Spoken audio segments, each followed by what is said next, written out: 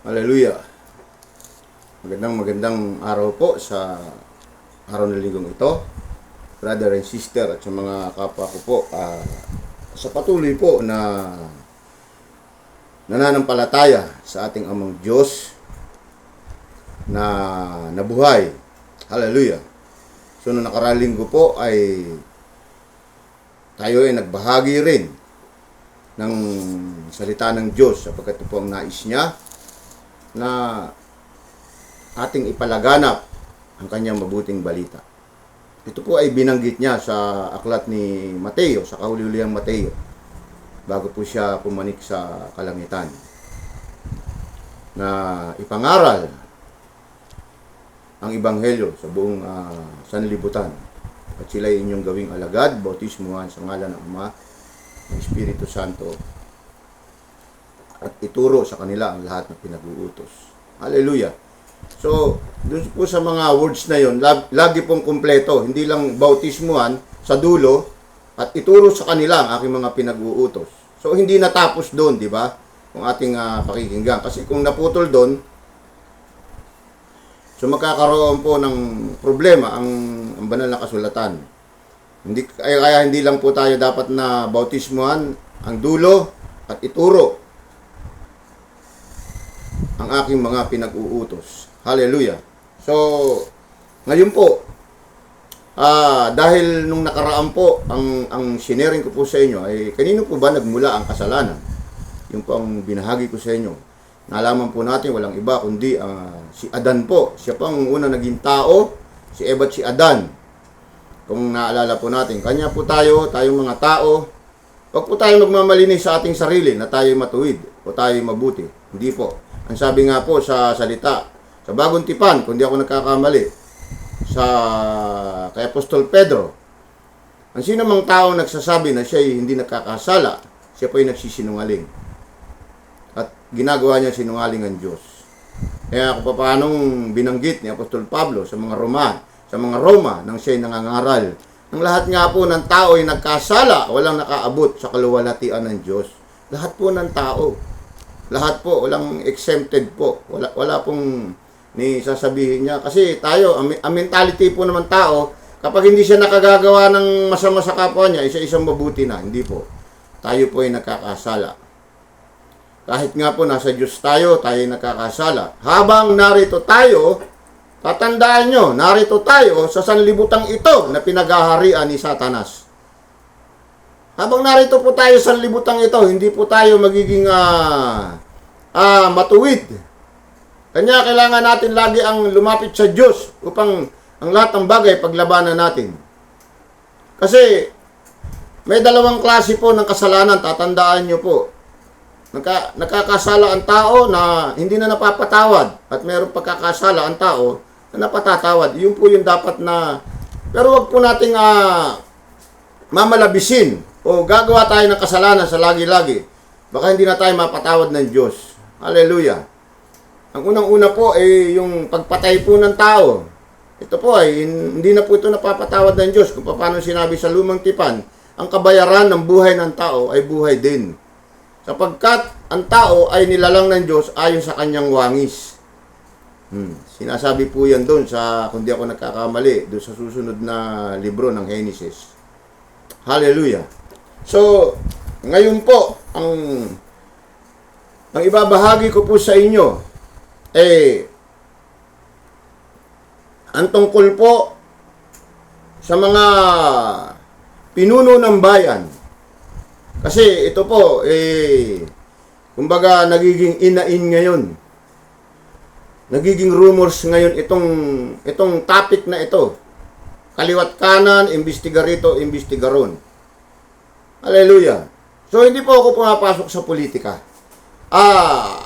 Ang akin lang po ay ibabahagi ko sa inyo, i-share ko po sa inyo, kung ang pahamalaan ba o ang nangangalaga o ang nagli-leader ng pahamalaan, ito po ba ay may basbas ng Diyos? Ito po yung i-share ko sa inyo para po malaman ninyo. Kaya naging mabuti yan, kaya naging masama yan, yan po ay galing sa Diyos. Tatandaan nyo po, Kasi kung wala pong pamahalaan ng isang bansa, tatandaan nyo po, hindi po tayo makabubuo. Hindi po tayo magiging bansa. Kaya nga po, ang pamahalaan po ay itinatag ng Diyos upang ang isang bansa ay mabuild o mabuo. Maitayo iyan ng maayos. Ganyan po yan. Kung wala pong pamahalaan, kung walang leader ang isang pamahalaan, gulo-gulo po, kanya-kanya tayo.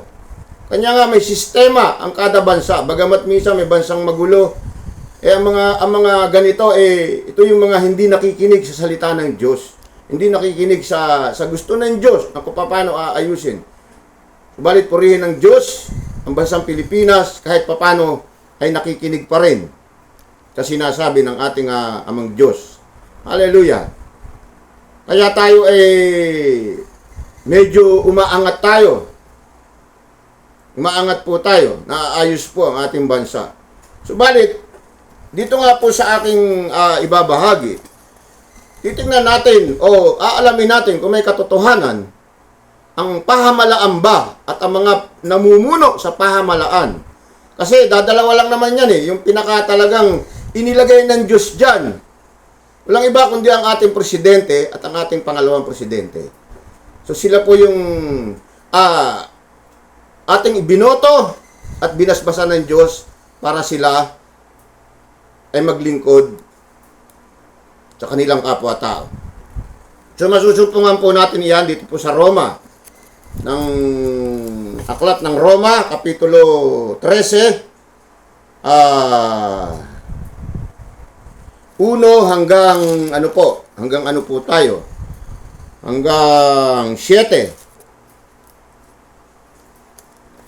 So sisimulan po natin dun sa sa English po. Dahil sa ating pag-sharing nitong words of God, hindi lamang tayo mga Pilipino ang siyang nakikinig nito. Meron din pong mga ibang lahi na alam naman natin na ang English ay international language. Ito po ay isa sa pangunahing salita. Basta marunong ka mag-English, kahit saan ka mapunta rito sulok ng mundong ito, mauunawaan ka po. Hallelujah. So, dito po tayo mag-i-start sa 13:1. Everyone must obey state authorities because no authorities exists without God's permission, and the existing authority have been put here by God. So, doon na po sa unang talata, pinatutunayan po, ito po ay nilagay ng Diyos.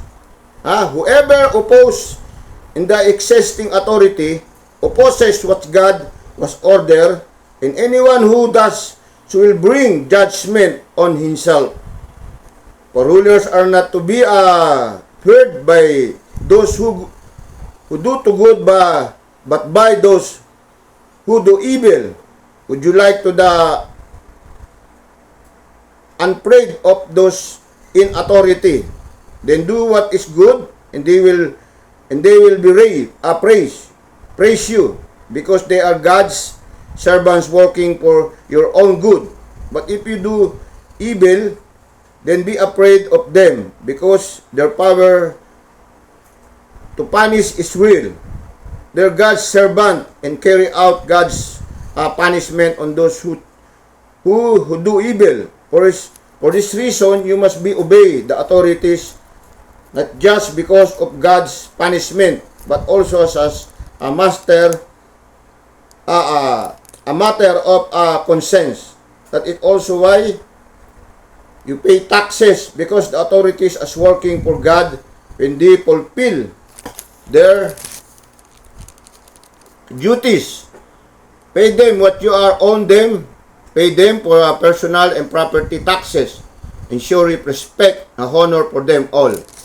So sinasabi nga po ron, ang pamalang ito ay itinatag ng Diyos. Sabi nga po, ang bawat tao ay pasakop sa mundo sa pinuno ng pamalaan, sapagkat walang pamalaang hindi mula sa Diyos.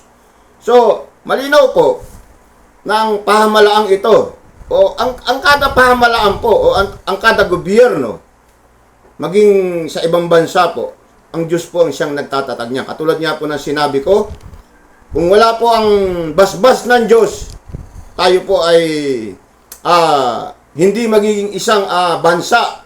Magkakanya-kanya po tayo at hindi mag-grow ang bansang ito. Hindi magiging modernization o hindi magiging ganito ang bansa. Hallelujah! Kaya, magbuhat sa Paul kung paano nilikha ng Diyos ang mundo. Tinuruan niya ang tao. Buhat sa pasimula, tinuruan niya ang tao kung paano i-build o paano pamunuan ang isang bansa. Hallelujah. Kaya nga, ang mga kumakalaban, sabi nga rito, ang mga kumakalaban sa pamahalaan ay, ang kinakalaban nila ay ang Diyos. Tatandaan niyo po, mga kapatid ko, lalong-lalo na ngayon. Marami sa mga tao ngayon ang kumakalaban sa pahamalaan. Tatandaan nyo, hindi po kayo magwawagi. Ang kinakalaban nyo po ay ang Diyos. Sapagkat ang Diyos ang nagtatag ng pahamalaan. At ang mga namumuno sa pahamalaan ito, ang Diyos din na nagtatag. Bagamat tayo ang bumoto, ang Diyos ang naglagay sa puso natin kung sino ang dapat nating iluklok. Kaya maging mabuti man niya, kaya masama ang kanyang ginawa. Wala po tayo magagawa sapagkat ang Diyos ang siyang umaayos ng sistema ng mundong ito. Hallelujah. Kanya hindi po minsan, alam nyo, kanya hindi po minsan aayos ang isang gobyerno. Yung mga gobyernong late na po sa pag-unlad. Bakit? Kasi sila po ay hindi naniniwala sa Diyos. Unang-una, hindi na sila naniniwala sa Diyos. Pangalawa, hindi pa sila naniniwala o sumusunod sa namumuno o pinamumunuan ng isang gobyerno. Hallelujah. Marami pong bansang ganyan ang masyadong huling-huli na. Balit purihin ng Diyos, tayong bansang Pilipinas, pinagpapala po tayo. Bagamat dumadaan tayo sa mga ganitong pagsubok na ang ating bansa ay pinag-aaway-awayan ng kung ilang tao na paninira doon, paninira dito. Alam niyo po, sa totoo lang, yung mga taong ito na hindi nasisiyahan sa kanilang buhay, na sila naman po nanungkulan na, nagkaroon na sila ng chance upang pamunuan itong bansa natin, andyan pa rin sila, tinutuligsa pa rin nila, nilalabanan pa rin nila ang nakaupo na inilagay ng Diyos. Tatandaan nyo, hindi ang taong nakaupo dyan ang nilalabanan nyo, kundi ang Diyos. Mawawasak po kayo, tandaan nyo. Sabi nga sa Biblia, sino man lumalaban sa Diyos ay hindi magtatagumpay. Mawawasak kayo, tandaan nyo. Mawawasak kayo, kaya tigilan nyo na. O ako sa inyo, manahimik na kayo. Manahimik na kayo. Humingi kayo ng pagsisisi sa Diyos sa nagawa niyong hindi maganda. Kasi lahat ng mga naupo rito ay binigyan ng chances ng Diyos na, alam niyo ba, ang isang umuupo rito, kasi wala namang mataas dito kundi ang presidente at pangalawang presidente. Kapag kayo iniluklok dyan, ayusin nyo. Dahil yung dadatnan yung pwesto na yan, ang nag-build niyan walang iba kundi ang Diyos. Ang gusto ng Diyos, maging karapat-dapat ang inyong paglilingkod sa kapwa-tao nyo. Hallelujah. Ganun po ang gusto ng Diyos. So kapag hindi nyo po ginawa yung ganon, nakabutihan, hindi po kayo magtatagal dyan. At darating ang panahon na kayo uusigin ng hustisya. Hindi lamang po ang Diyos, maging ang batas ng tao ay uusigin kayo. Hallelujah. Kanya ano nangyayari ngayon, nakita nyo? Ang sino mang lumalaban sa pahamalaan, may kaugnayan po ito sa Biblia, sa pinag-aaralan po natin. May kaugnayan po ito. Kaya wag nyo pong baliwalain na ganon-ganon, hindi po. Tatandaan nyo po, sinabi nga ni Apostol Pablo, sino ba tong si Apostol Pablo? Ito po ay isang hinirang ng Diyos. Isa po ito sa kahuli-huli ang hinirang ng Diyos. Na marami pong hinirang, pero iba po yung special. Kumbaga sa isang pagkain, ikaw ay isang kagalang-galang na tao. Iba yung hinahainan ng special na masarap na pagkain kaysa ron sa mga hindi panauhing pandangal. Ito, ang Apostol Pablong ito, ay special po to sa ating Panginoong Kristo. Isinama po siya sa apostol. Kaya ang kanyang apostol po, hindi po 12. 13 po iyan. Kasi nga, nung mawala si Judas, kung di ako nagkakamali, si Tomas, ipinalit po. Nung sila po ay nagpalabunutan at nanalangin kung sino idadagdag doon sa 12. Dahil ito po ay nasusulat na sa lumang tipan pa na kinakailangan na ang hihirangin ng ating Panginoong Kristo 12, pag ito'y nabawasan, kinakailangan ito ay mapunuan. Hindi po ito dapat mabawasan. Kanya, nadagdag po si Apostol Pablo ng kapanahunan na ang ating Panginoong Kristo ay nasa langit na. Siya po ay hinirang ng Diyos personally. Hinirang po siya ng Diyos. Siya po ay tinawagan. Liliwanagin ko rin po Ito, liliwanagin ko. May mga tao dyan na sila raw ay apostol. Tatandaan nyo po, nagsisinungaling po kayo. Unang-una pa lang, pinagsisinungalingan nyo ang pinaglilingkuran nyong kongregasyon. Paano kayo naging apostol? Kayo ba ay katulad ni Apostol Pablo na hinirang ng Diyos personally? O itinaas nyo lang ang sarili nyo na kayo apostol? Ano po ang pinangahawakan nyo na kayo apostol? Huwag po natin dayain ang kapwa-tao natin. Pwede naman po tayo maglingkod sa Diyos ng tama. Huwag lang po tayong gumawa ng isang bagay na kasinungalingan. Kailanman, bagamat lumalago kayo, pero ang katotohanan po rito, kung meron pong pagbabago ang isang tao, magbalik kayo sa Biblia. Pag-aralan nyo mabuti kung tama po ang ginawa nyo. Hallelujah. Pero wala po dyan ang topic natin.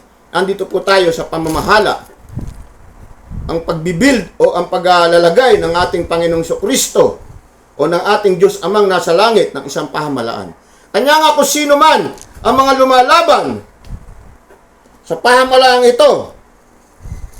Ang sabi po rito, kaya nga ang lumalaban sa pahamalaan ay lumalaban sa itinakda ng Diyos at lalapatan ng parusa ang sino mang lumalaban. Ang mga pinuno ay dapat katakutan ng gumagawa ng masama. Ngunit walang dapat ikatakot sa kanila ang gumagawa ng mabuti.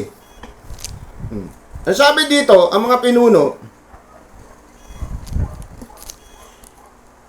ang mga pinuno ay dapat katakutan ng gumagawa ng masama. Yung mga gumagawa ng masama, dapat yung katakutan yung mga itinalaga ng Diyos na narito. Ngunit kung kayo gumagawa ng mabuti, wala kayong dapat katakutan. Ang sabi po ni Apostol Pablo. So kung kayo ay gumagawa ng masama at kinakalaban nyo ang isang pamahalaan, ang sabi po dun sa una kong binasa, kaya nga ang lumalaban sa pamahalaan ay lumalaban sa itinakda ng Diyos. Kaya nga, ano nangyari sa ngayon, sa kapanahon natin, dumating na itinakda ng Diyos sa inyo. Sinasabi ko nga po sa aking mga post, walang kadiliman na hindi mahahantad sa kaliwanagan. Although magtatagal yung kadiliman na yan, ang kasalanan po, pag magaling ka magtago, na itatago po yan ng for how many years? Pag magaling ka pong magtago, napakaraming tao matatago mo yan, pero may tatago mo yan, lalabas at lalabas din yan, sapagkat sinasabi ng Biblia, walang kasalanan na hindi mahahantad sa kaliwanagan. Hallelujah! Kahit na itago nyo ng itago yan, lalabas at lalabas pa rin yan pagdating ng panahon, pag ginusto ng Diyos, lalabas yan. Kanya lahat ng mga tao na gumagawa ng kasalanan, nakita nyo po, nabibigla na lang sila, o bakit nabisto yung ganun? O late na sila yung magsisi, kaya nga pagsisisi, minsan nasa huli yan Hallelujah. Pero ano sabi ng Biblia? Kung kayo gumagawa naman ng kabutihan, huwag kayong matakot. Sabing ganon, yan Sabi dito, ibig mo bang huwag matakot sa mga namumuno? Gumawa ka ng mabuti at papurihan ka nila. O papupurihan ka pa nila. Ganun naman ang, di ba, ang pamahalaan ganun. Kapag mabuti ang isa kang mamamayang mabuti, nagkakaroon ka pa nga ng reward sa kanila. Na itataas kanila, itong taong ito ay mabuti. Hallelujah. Di ba? Hallelujah. Kaya nga, dapat kayong pasakop din Pasakop hindi lamang upang maiwasan ang puot ng Diyos, kundi dahil sa inyong matuwid. Oh, praise the Lord. Yan din ang dahilan kung bakit kayo nagbabayad ng buwis. Ang mga pinuno ng pamahalaan ay mga lingkod ng Diyos. Tignan nyo, at sila ang namamahala sa mga bagay na ito. Ibigay ninyo sa bawat isa ang nararapat sa kanya. Magbayad kayo ng buwis sa kinaukulang, gumalang sa nararapat, igalang, at parangalan ang dapat parangalan. Hallelujah! Oh, kaya nga tayo nagbabayad ng buwis. Dahil bakit? Sapagkat tayo ay under tayo o nasa loob tayo ng pamamahala ng ating gobyerno. Oh. Hallelujah! Igalang daw po natin, dapat na igalang. Sino dapat nating igalang? Walang iba kundi ang namumuno sa ating pamahalaan. Sapagkat ang mga namumunong ito ay ang Diyos ang naglagay sa kanila. Bagamat tayo ang bumoto sa kanila, pero ang Diyos ang siyang nagbigay ng approval sa kanila. Ang Diyos ang nag-approve sa kanila. Hallelujah. Kasi kay masama man o mabuti ang ibinoto natin yan, Diyos pa rin ang siyang nasusunod dyan, tatandaan nyo. Ang lahat ng bagay, sabi nga sa Lumang Tipan, lahat ng bagay na pangyayari dito, ang Diyos ang siyang nakakaalam. Hallelujah. Bakit? Wala tayong magagawa sapagkat ang Diyos ang makapangyarihan. Kaya nga tayo nabubuhay dahil ang Diyos ang nagbibigay ng buhay sa atin. Hallelujah. Kaya nga may mga bagay na minsan hindi po natin maunawaan. May mga bagay din na kahit na magagaling magpaliwanag, hindi maipaliwanag. Bakit yung isang tao namatay? Ganun, pinag-iisipan nila kung bakit namatay. Kay lakas-lakas naman, kay buti-buti. Bakit ganoon ng Diyos? Wala tayong magagawa. Diyos po ang siyang nakakaalam kung bakit po siya namatay, kung bakit siya kinuha ng maaga. Sapagkat siya may-ari ng buhay, wala po tayong questionable ron. Hindi po questionable yon sapagkat ang Diyos po ang siya nakakaalam. Tayo po lamang ay nabubuhay dito. Ang isang gawain natin, tayo po ay gumawa ng matuwid. Sapagkat yun po ang nais ng Diyos na binibigay sa ating buhay na maging matuwid po tayo. Hallelujah! So, kapag kumakalabang ka sa pamahalaan o sa gobyerno, katandaan mo, hindi ka po magwawagi. Ikaw po ay mawawasak. At darating pa ang panahon, ikaw ay magsasuffer. Lahat ng bagay na yan, pagsisisihan mo. Nakita mo yung mga kumakalaban ngayon. Ayoko nang magbanggit ng pangalan. Ayoko magbanggit ng pangalan. At hindi naman ako sa katotohanan lamang, sa matuwid lamang ako. Ito naman yung mga katotohanan na sila'y gumagawa ng masama. Hallelujah. Subalit hindi po kayo magtatagal. Opo. Katakot-takot na pagdurusa ang abutin nyo. Katakot-takot po. Kaya hanggat maaga, huwag nyo na po ipagpatuloy ang ginagawa nyong masama. Tandaan nyo, mga nakikinig sa akin dito, o ipaalala nyo kung kayo man kakilala nyo yung gumagawa ng masama dyan sa pamahalaan. Hindi po kayo magtatagumpay. Bagamat magtagumpay kayo ngayon, hindi nyo may tatago ang masamang ginawa ninyo. Darating ang panahon, mahahantad at mahahantad din yan. At pag nahantad yan, parurusahan ka ng batas ng tao. Hindi lamang yun. Parurusahan ka pa rin ng batas ng Diyos. Dalawang kaparusahan ang aabutin mo. Hallelujah! Hallelujah! Kaya purihin ng Diyos, sapagkat ako po ay nakasumpong ng katotohanan. Ako, galing po ako sa isang magulong mundo. Magulong tadhana. Marami na nga po sa aking mga kababata wala na. Dahil sa hindi nagbago. Dahil sa gumagawa ng kasamaan. May mga, sa totoo lang, may mga kababata ako narito ngayon dyan sa kulungan po ng ating pambansang kulungan dito po sa Muntinlupa. Kung di ako nagkakamali, dalawa yung kababata ko na andyan. Dalawa po. Hallelujah. Kung hindi po ako binago ng Diyos at hindi ako sumunod sa pahamalang ito, nakulong na rin po ako. Nakulong na po ako. Nandahil po sa paggawa ko ng masama, ako po ay nakulong. Subalit, napakabuti ng Diyos sa buhay ko. Inibig niya po ako. Binigay niya ako ng pagkakataong makilala ko siya. At nang makilala ko siya, ako naman ay binago niya po. Kaya ito ako ngayon sa inyong nag-sharing ako ng salita ng Diyos. Sa ganitong pamamaraan lamang ako makapaglilingkod sa Diyos o makababawi na ipalaganap ko ang kanyang salita bilang isang kamanggagawa o bilang isang alipin ng ating Panginoong Kristo. Hallelujah. Kaya nga mga kapatid ko, itong nangyayari sa ating bansa ngayon, kabi-kabi lang iniimbestigahan na nai-involve dito sa kung ano-anong klaseng kasamaan. May corruption, may mga panloloko, may mga tungkol sa drugs, may mga tungkol sa ganong mga sexual harassment. Nakita nyo po, nung dumating na yung time nila,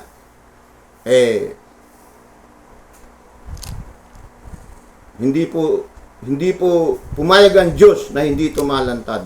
Sapagkat sabi nga ng Diyos, ang Diyos mismo nagsabi, ang lahat ng bagay na ginawa mo sa kadiliman ay iahantad yan sa kaliwanagan. Darating at darating yan. Meron pa dyan mga tao na, alam nyo, kung kayo ay dumidepensa sa kasamaan, nako, lalo na kayo. Mas malagim ang sasapitin nyo. Dumidepensa kayo sa, kung wala kayong nalalaman, mga kapatid ko, mga kapwa ko, manahimik na lamang po kayo. Kung wala po kayong masasabing mabuti. Sabi nga, kung hindi nyo kayang kontrolin ang sarili nyo, buti pa, huwag na lang kayo magsalita. Kasi sa dami ng kakasalita nyo, pinapasukan kayo ni Satanas, doon kayo nakakasala. May mga tao po na ang kasamaan ay dinidepensa pa. Opo, anong klaseng mga tao to? Anong klaseng may espiritu ito? Ang ganyan mga tao, walang espiritu ng kabanalan niya, kundi espiritu ng kademonyohan yan, espiritu ng kawalanghiyaan. Makita nyo, kasamaan na dinidepensa mo. Hallelujah. Saan ka nakakita na nadidepensa ng ano? Kasi, pag masamaan dinidepensa mo, lalo na ipanalo mo yan, malaki matatanggap mo. May pananalo mo ngayon yan, pero sa susunod, at lilitaw uli iyan. Ikaw ay hindi ka makatatakas po. Ikaw po ay mauusgahan ka pa rin ng hustisya ng gobyernong ito. Hallelujah. Bagamat panandalian ka lamang makakatikim ng kalayaan o panandalian ka lamang makakatikim ng pagkapanalo. Pagdating ng panahon, lalabas pa rin. Ikaw pa rin po ay makukulong at mapaparusahan ka. Hindi katulad ng mga taong matutuwid. Tahimik lang po ang kapayapaan ay nasa kanila. Hallelujah. Kaya nga po mga kapatid ko, lagi kong ipapaalala sa inyo, huwag po tayo makiisa sa mga lumalaban sa pahamalaan sapagkat ang pahamalaan po ay tinatagpuyan ng Diyos. Maging ang mga namumuno sa pahamalaan yan, ulit-ulitin ko, maging masama ang kanilang ginagawa, maging mabuti ang kanilang ginagawa, ang Diyos pong siya nakakaalam. Hallelujah. Ang Diyos po siya nagkokontrol niyan. Hindi po yan makakatakas. Nakita niyo yung mga gumagawa ng kasamaan sa pamahalaan, ano po ang nangyayari? Hallelujah. Nahahantad po yung kanilang mga kabuktutan. Maraming salamat po mga kapatid ko sa araw na ito, sa araw po ng linggong ito na ibinigay po sa atin ng Santong Banal na Espiritu upang malaman natin ang ating kinatatayuan dito sa bansang ito. Kung dapat ba natin sundin ang pamahalaan, dapat po natin sundin. Sumunod po tayo sa gobyerno sapagkat ito'y tinatag ng Diyos, maging ang taong tinalaga rito sa gobyernong ito, ang Diyos po ang siyang naglagay po nito. Ang sabi nga po rito sa binasa natin, ang sino man lumalaban sa pamahalaan ay lumalaban po sa Diyos. Hallelujah. Huwag po natin gawin na tayo lumaban sa Diyos sapagkat hindi po tayo mananalo kailanman. Hindi po tayo mananalo. Ano ay pananalo natin sa Diyos? Isa lamang po tayong nilalang ng Diyos. Lalabanan natin yung lumalang sa atin. Hallelujah. Maraming salamat po. Patuloy po na ako'y nag-aanyaya sa inyo na kung nais nyo po magkaroon ng pag-aaral ng salita ng Diyos sa inyong tahanan o sa inyong simbahan.